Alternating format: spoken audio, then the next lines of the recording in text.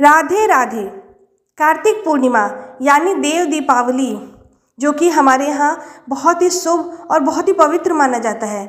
इस दिन गंगा नदी में दीप दान करते हैं। तो अगर आप पवित्र नदी तक नहीं जा सकते तो घर पर ही दीप दान करके पा सकते हैं अक्षय पुण्य। तो आइए हम जानते हैं इसकी कुछ सरल विधि कि घर पर ही कैसे आप दीप दान कर सकते हैं। जिसमें आपको सबसे पहले स्नान करना है, जिसमें गंगा जल जरूर होना चाहिए। तो नहाने के पानी में थोड़ा सा गंगा जल मिला ले, इससे आपको नदी स्नान जैसा फल मिलेगा। स्नान के बाद शुद्ध वस्त्र पहनकर हाथ जोड़कर भगवान विष्णु, माता लक्ष्मी और भगवान शिव का ध्यान करें।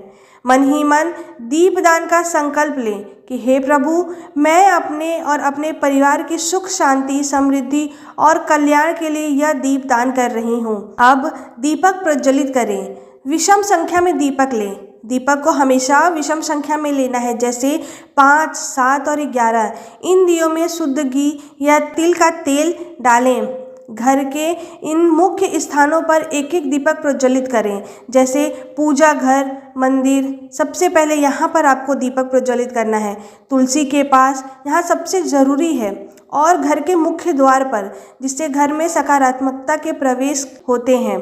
आपके घर के छत या बालकनी पे।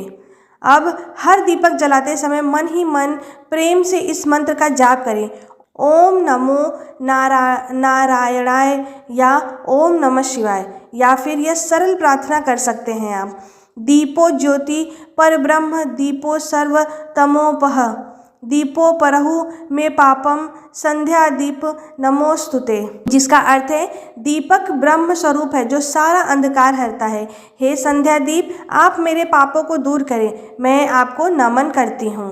बस हो गया आपका घर पर दीपदान। इन दीपकों के प्रकाश से आपके जीवन में भी ज्ञान, सुख और समृद्धि का उजाला होगा। इसी प्रकार कार्तिक पूर्णिमा पर दान का भी विशेष महत्व माना जाता है और कहा जाता है कि इस दिन किया गया दान अच्छे पुण्य प्रदान करता है।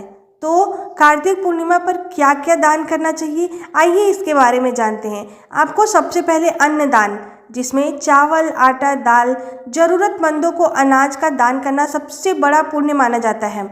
इससे घर में कभी अन्न की कमी नहीं होती। 7 प्रकार के अनाज, जिसमें गेहूँ, चावल, जौ, बाजरा, मूंग आदि 7 प्रकार के अनाज का दान करने से सभी प्रकार के ग्रह दोष शांत होते हैं और धन धान्य की वृद्धि भी होती है। किसी गरीब या ब्राह्मण को आदर पूर्वक भोजन भी करा सकते हैं। दूसरा है वस्त्र दान। सर्दी का मौसम है, इसलिए गरीब और ज़रूरतमंद लोगों को कंबल या ऊनी वस्त्र दान करना बहुत ही पुण्यदायक माना जाता है। इससे भगवान विष्णु और माता लक्ष्मी दोनों प्रसन्न होते हैं। तीसरा है दीपदान या पूजा की सामग्री, जिसमें आप दीपदान का तो इस दिन विशेष महत्व जानते ही हैं। आप मंदिरों में, नदी के घाटों पर या गरीबों को दीपक जलाने के लिए घी या तेल दान कर सकते हैं। गीता, रामचरितमानस या अन्य धार्मिक पुस्तकें दान कर सकते हैं, जो कि ज्ञान और धर्म की वृद्धि करता है। इसी प्रकार तिल का दान करने से पापों का नाश होता है और घी या गुड़, इन वस्तुओं का दान सौभाग्य, अच्छे स्वास्थ्य और समृद्धि को बढ़ाने वाला माना जाता है। अन्य शुभ दानों में आप ब्राह्मणों, साधु या बच्चों को शुद्ध फल और मिठाई दान कर सकते हैं। ये दान करना बहुत ही शुभ होता है और आपकी सभी मनोकामनाएं पूर्ण होती हैं। गौशाला में चारा या धन दान करना या गाय को रोटी गुड़ खिलाना भी बहुत पुण्यकारी माना जाता है। एक चीज़ आप ध्यान रखिएगा कि दान करते वक्त बासी खाना या फटे कपड़े दान कभी न करें। दान हमेशा साफ सुथरी और उपयोग योग्य वस्तुओं का ही होना चाहिए। कुछ मान्यताओं के अनुसार इस दिन नुकीली चीज़ें या काले रंग की वस्तुएं दान करने से बचना चाहिए। आप अपनी श्रद्धा और सामर्थ्य के अनुसार इनमें से कोई भी दान कर सकते हैं। ऐसा नहीं है कि जितना आपको बताएगी आपको सारे करने हैं। जो आपको आपके पास है श्रद्धा अनुसार आप कुछ भी इनमें से दान कर सकते हैं। यह दान आपको सुख, समृद्धि और मोक्ष की ओर ले जाएगा।